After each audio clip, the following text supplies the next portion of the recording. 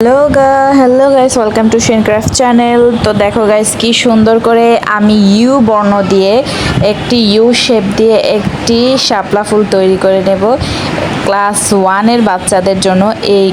এই এই শাপলা ফুলটি অনেক উপযোগী, কারণ এই শাপলা ফুলটি বানাতে যেরকম সহজ এবং আঁকতেও এত কঠিন মনে হবে না, কারণ এটা অনেক সুন্দর সুন্দর লাগবে আঁকলে, এবং আপনারা পরীক্ষাতে নাম্বার বেশি পাবেন এটা যদি ড্রয়িং করেন তাহলে।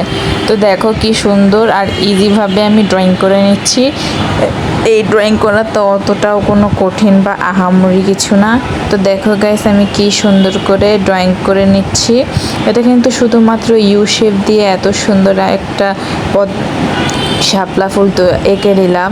দেখো গাইস, এই যে নিচে একটি পাতার শেপ দিয়ে দেয়। ক্লাস 1-এর বাচ্চাদেরকে বলা হয় পাতা সহ শাপলা ফুল তৈরি করে নাও। তো তারা একদম হিমশিম খেয়ে যায় যে কিভাবে আঁকবো, তাই তাদের জন্য সুবিধা মতো কালারও করে দিচ্ছি। তো দেখো গাইস, এটাকে আপনারা যে একদম সাদা কালার থাকে, একদম হালকা যে কালার থাকে গোলাপি সেটাও দিতে পারেন, কিন্তু আমি রানী গোলাপি কালারটা ইউজ করলাম, কারণ এটা আমার কাছে বেশ সুন্দর লাগছিল আর বাচ্চাদের জন্য বেশ উপযোগী, কারণ বাচ্চারা লাইট সম্পূর্ণ জিনিস দেখতে পছন্দ করে। আর নর্মালি একটা পদ্ম ফুলও বা শাপলা ফুলও এরকম দেখতেই হয়। পদ্ম ফুল সাধারণত এরকম গোলাপি দেখতে হয়, আর শাপলা ফুল একটু গোলাপি দেখতে হয়, মানে বেবি পিঙ্ক, আর এটা হলো ডার্ক পিঙ্ক মতো দেখা যায়। তো দেখো, আমি এখান থেকেও এরকম ড্রয়িং করে নিচ্ছি। কোথায় কোন ড্রয়িং করতে হবে সেটাও আপনাদেরকে দেখিয়ে দিচ্ছি। তো এই ড্রয়িংটা অনেক ভালো হয়েছে। কেমন হয়েছে অবশ্যই কিন্তু আপনারা কমেন্ট করতে ভুলবেন না গাইস।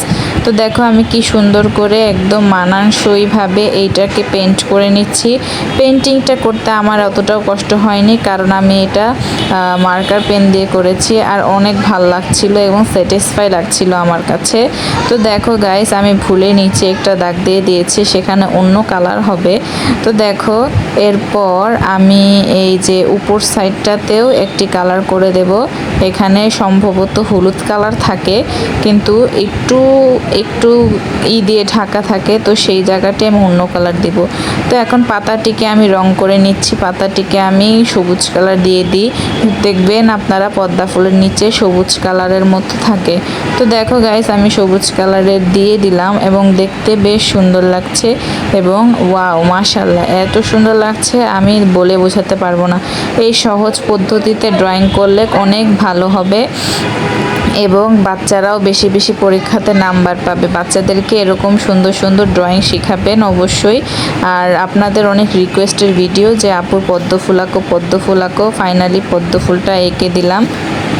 তো দেখো গাইস, পদ্ম ফুলটা কি সুন্দর হয়েছে, এবং নিচ দিয়েও পদ্ম ফুলের মতো করে নিব। দেখো গাইস, কি সুন্দর পদ্ম ফুল হয়ে গেল, ওয়াও মাশাআল্লাহ। এরপর পাতা সহ পদ্ম ফুলটা এঁকে নিলাম। পাতা বললে সবাই মানে পদ্ম ফুলের ওখানে একটি পাতা তৈরি করে দিলেই হয়ে যায়, কিন্তু না, পদ্ম ফুলের নিচেও কিছু পাতা তৈরি করে দিতে হয়, তাহলে আরও সুন্দর লাগে দেখতে বেশ। তো দেখো, আমি কি সুন্দর করে পাতা তৈরি করে নিচ্ছি। এই যে এখান দিয়েও একটু বর্ডার করে নিলাম, কারণ বর্ডার করলে জিনিসটা দেখতে অনেক সুন্দর লাগে, যার কারণে আমি জিনিসটা বর্ডার করে নিলাম। আপনারাও কিন্তু বর্ডার করতে ভুলবেন না গাইস, কারণ বর্ডার করলে জিনিসটা আরও সুন্দর ও আকর্ষণীয় দেখতে লাগে, এবং মানে একটু রিয়েলিস্টিক টাইপ লাগে। তো দেখো গাইস, এই যে হয়ে গেল প্রায় বর্ডার করা। এরপর নিচের পাতার সাইডে আমি একটু গ্রিন কালার দিয়ে দিচ্ছি, যেন এটাকে একদম ভালো সুন্দর ও দেখতে লাগে। এরপর আমি তারপর একটু মানে নদী টাইপের দিতে ধরেছিলাম, তো একটু নদী টাইপের দিয়ে দিলাম। দেখো গাইস, কি সুন্দর আমি নদী টাইপের দিয়ে দিচ্ছি। কেমন লেগেছে অবশ্যই কিন্তু কমেন্টে জানাতে ভুলবেন না বন্ধুরা। অবশ্যই কিন্তু জানাবেন কেমন হয়েছে বন্ধুরা। Thank you for watching.